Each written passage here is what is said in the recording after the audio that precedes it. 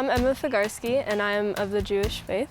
And I'm a Muslim. I'm a Methodist Christian. And I'm a Buddhist. I'm here today with my youth group, which is called the Multifaith Youth Group of Arkansas. I started this group 3 years ago, and the reason I started this group was, for me, my faith is very important. I find so much beauty in my faith. But every time you look at the newspaper or media, all you see is faith as a dividing force between people, and that's what I saw kids going through. So I wanted to create this platform of dialogue where youth can come together and have meaningful discussions about their faith, about faith of other students around them.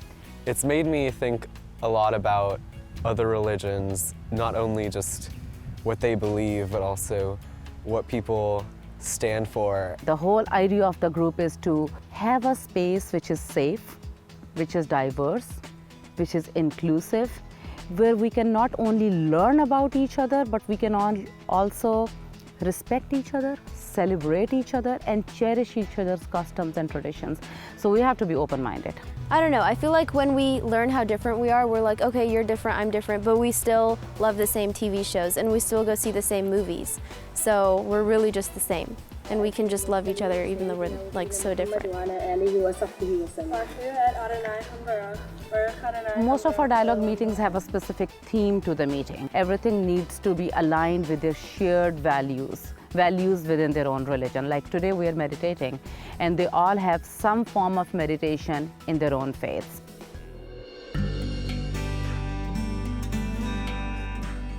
Once you enter the house of prayer, you enter the pre-meditation room, you take your shoes off, leave all your worldly belongings like your phone and your keys and the noisy stuff outside, and walk into the meditation room. And the room is specifically architecturally designed to help meditate.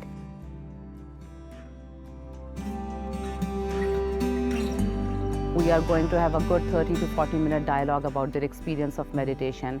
How does it feel like to pray with people of different faiths? I mean, you tell me, when will you ever see a site when you have a room in which there is a Muslim and a Buddhist and a Christian sitting together and praying?